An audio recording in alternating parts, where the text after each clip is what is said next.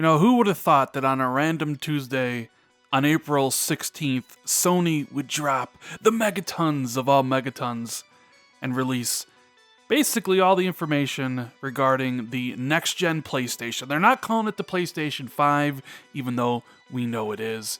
But here it is, officially announced with some specs and what they're aiming for.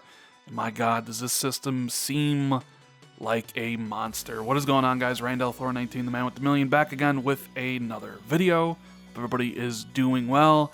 And I know a lot of PlayStation fans are smiling ear to ear right now as we got an article from Wired with an interview with Mark Cerny talking about the PlayStation 5, what it has to offer, and all those great things. And I'm here to break it down for you because this got me really excited to see what the future of PlayStation hardware is going to be, and also what Xbox has to live up to. So once again, Mark Cerny is the lead system architect like he was on the PlayStation 4, and all this information is taken directly from the Wired interview, which I will have linked below. I suggest you guys check it out. It's a pretty damn good read. And the PlayStation 5 will feature a brand new CPU and a brand new GPU. The CPU is an 8-core AMD 7nm Zen 2 based on the 3rd generation Ryzen, and the GPU has ray tracing support and is a custom AMD Navi. No information about the raw power of the GPU. We don't know if it's 10 teraflops or 12 teraflops or 14 teraflops or 20 teraflops. Just know that it is brand new. And I, for one, am happy we're moving away from those crappy Jaguar cores that both the PlayStation 4 and the Xbox One had. Can't wait to see what these systems can do when they launch next year. Although, you know, is it possible the PlayStation 5 launches a year from now, like March 2020? It is interesting that Sony decides today of all days to kind of talk about the next-gen PlayStation. Are they closer to have it coming out than we all realize or think? It is interesting. Next up, they also talk about a custom AMD unit for 3D audio, also aided by ray tracing, which is a huge upgrade. You know, ever since I started using a headset for audio, audio's become a big game changer for me. Like, I can't play my games anymore without a headset.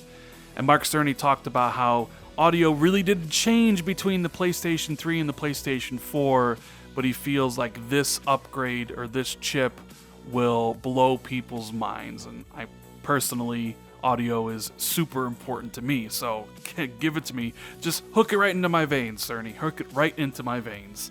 But they really went in depth, or at least really highlighted the fact that the PlayStation 5 will have an extremely fast, high-end, custom SSD storage faster than any solution currently available for the PC. That's right, a solid-state hard drive. And they gave an example of Spider-Man on the PS4 Pro, where Spider-Man fast travels and it takes 15 seconds, but on the PS5 dev kit, it is literally less than a second, 0.8 seconds for him to fast travel. That's 19 times faster, and it's a huge practical game changer for opening up all new different types of design opportunities. Now, currently, I am playing Metro Exodus on my Xbox One X, and getting into the game, that first initial load is really long. It's like 2 minutes each time, and even if you die or restart a checkpoint, you're looking at some pretty long load times. So if I can play all my next-gen games and have them boot extremely fast, no longer have to wait for a 2-minute load screen for Metro, but have it be literally 2 seconds, that is a huge game changer. And behind the scenes, I've heard that since Xbox Anaconda and Lockhart will both be featuring an SSD, that the load time, the cold boot from plugging in the console to an electrical outlet and actually getting to the home screen used to be about a minute, but with those SSDs, that Anaconda can basically boot to the dashboard on a cold boot up in less than 3 seconds. So the SSDs are going to be true game changers moving forward.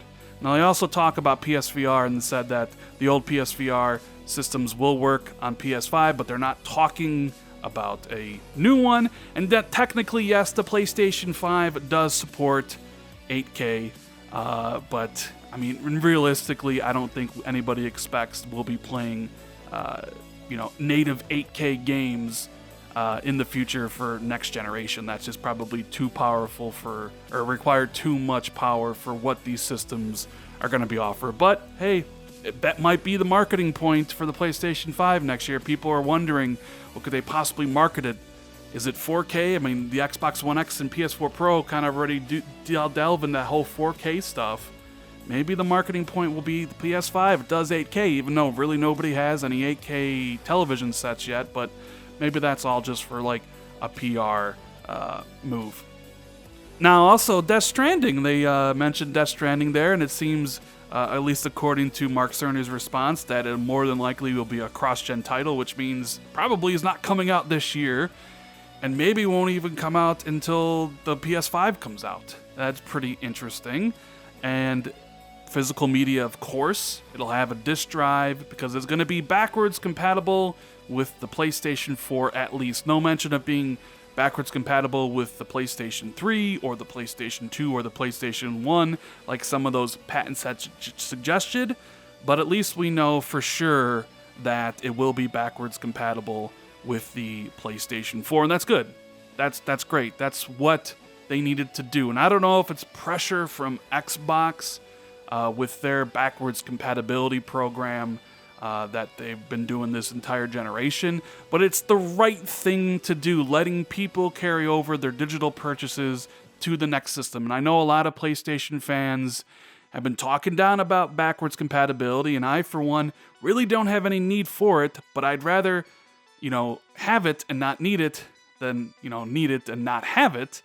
It's going to be interesting to see a lot of these people do a 180 and be like, oh, backwards compatible is so amazing. I mean, it always was. You buy these games digitally or you buy these games physically and you want to bring them forward. You want to experience Spider-Man or Horizon Zero Dawn or God of War or any game on a next-gen system. You don't have to buy it again. You already bought it, so it's already there for you to use. It's a great thing, and I still don't understand why any PlayStation fans spent any time bashing the backwards compatibility program. Oh, wait, I actually do, because it was one of the features that Xbox had that they didn't, so of course, by default, they would have to bash it. But here we are, back compat, coming to the PlayStation 5, and it's great. I have a bunch of PlayStation 4 games that I've bought that I necessarily haven't gotten to, and maybe I'll get to when the PlayStation 5 comes out, like Bloodborne. Well, actually, I'm going to play Bloodborne pretty soon, but you get my point. Everybody wants to go digital. They're pushing digital content every harder every single year, and you want those purchases to move forward with you. And I think it's really cool and great that Sony is basically walking hand in hand with Microsoft with the backwards compatibility approach. So the games that you buy digitally or the disc that you have, you can use. I think that's awesome. The dev kit is with some developers right now, and they recently started its deployment. Does that point to an early release next year or a holiday release? I guess we'll find out eventually. The PlayStation 5 or the next-gen PlayStation has been in development for 4 years. It will launch in 2020, but they didn't talk about price at all. You notice they didn't talk about the power of the GPU, how many teraflops it has. They didn't talk about if they're making a PSVR 2, and they didn't talk about the price point. They didn't talk about games or services. This was just about the technology behind the next-gen PlayStation. So, what is the price point going to be? I'm sure that's what people are wondering.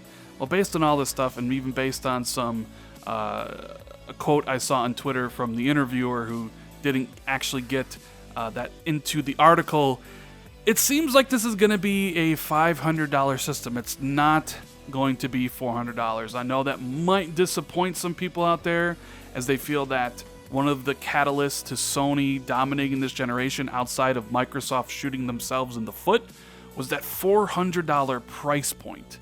It seems, though, that Sony wants to go a little bit bigger with the PlayStation 5 and maybe more future-proof it, which requires potentially a higher cost. So it sounds like the system's going to be $500.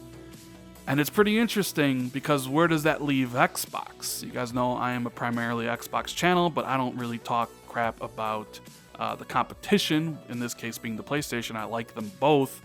And we know the Xbox is going to have 2 SKUs. One Xbox Anaconda, which is a super powerful one, and one Xbox Lockhart, which is the cheaper one.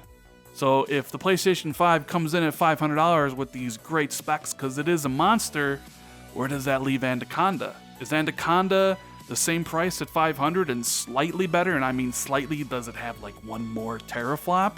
Or is it $100 more expensive at $600? The price point that almost killed the PlayStation 3. But can they do that because the Lockhart's there? Is the Lockhart going to be $400 or is it going to be $300?